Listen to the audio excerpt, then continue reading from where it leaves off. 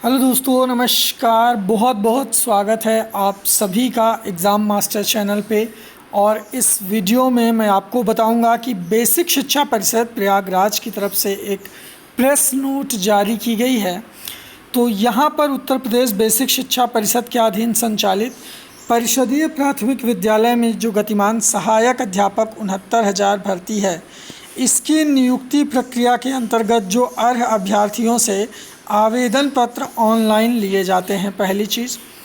दूसरी चीज़, इन्होंने कहा है कि अभ्यर्थियों के द्वारा सहायक अध्यापक भर्ती परीक्षा में 2019 में भरे गए आवेदन पत्र में क्रम संख्या 1 से 13 तक की सही सूचना का प्रयोग जनपद आवंटन में ऑनलाइन आवेदन प्रक्रिया में किया गया है। और आवेदन पत्र में सारी सूचना विद्यार्थी के द्वारा स्वयं भरी जाती है, जिसमें अगर कोई त्रुटि होती है तो इसके लिए वो विद्यार्थी स्वयं जिम्मेदार होगा।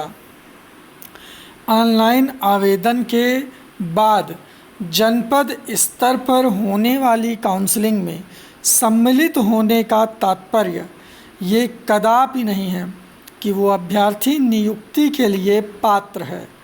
ठीक है। तीसरी चीज़ मैं अभी आपको समझाता हूँ ये सब क्या है। ऑनलाइन काउंसलिंग में सम्मिलित होने वाले सभी अभ्यर्थियों के मूल अभिलेख, शैक्षिक, जाति, निवास, इन सब का परीक्षण जनपद स्तर पर गठित जनपदीय समिति के द्वारा की जाती है।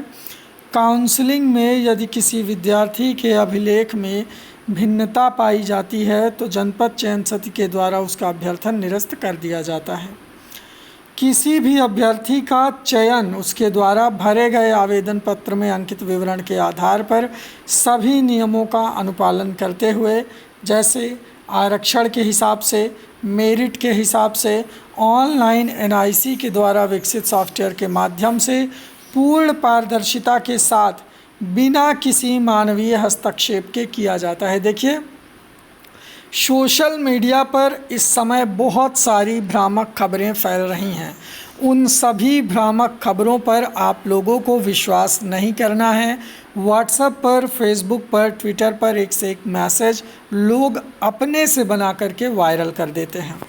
उसी के संबंध में यहाँ पर WhatsApp, social site, social media पर जातिवार गलत प्रमाण के आधार पर चयनित होने इत्यादि के संबंध में प्रसारित हो रहे भ्रामक गलत संदेश के संबंध में बेसिक शिक्षा परिषद प्रयागराज ने साइबर सेल लखनऊ को इस तरह के गलत संदेश का परीक्षण करते हुए इनसे संबंधित लोगों के विरुद्ध नियम के अनुसार कार्यवाही किए जाने का अनुरोध किया है। मतलब, अगर आप इस तरह की चीज़ें फैलाते हो कि बेसिक शिक्षा परिषद की तरफ से जानबूझ करके ये गलतियां हुई हैं, तो इसके लिए आप स्वयं जिम्मेदार होंगे, क्योंकि यहाँ पर साफ साफ अभ्यर्थियों के द्वारा आवेदन भरा जाता है और उसमें जो त्रुटियाँ होती हैं वो अभ्यर्थी स्वयं जिम्मेदार होता है।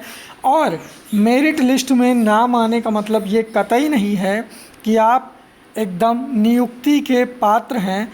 आप काउंसलिंग में अगर अपने सभी अभिलेख सही, मान लीजिए किसी का मेरिट लिस्ट में नाम आ भी गया, उसने फॉर्म में गलती से भर दिया ओबीसी या एससी या एसटी या कुछ भी, तो जब काउंसलिंग करवाने वो जाएगा या किसी ने टेट सीटेट फेल होकर के पास होने की जो त्रुटियां हैं वो कर दी हैं, तो इस प्रकार की त्रुटियों की जांच जो है वो काउंसलिंग के समय जब डॉक्यूमेंट वेरिफिकेशन होता है, ये देखिए, अभ्यर्थी के अभिलेख का सत्यापन किया जाता है।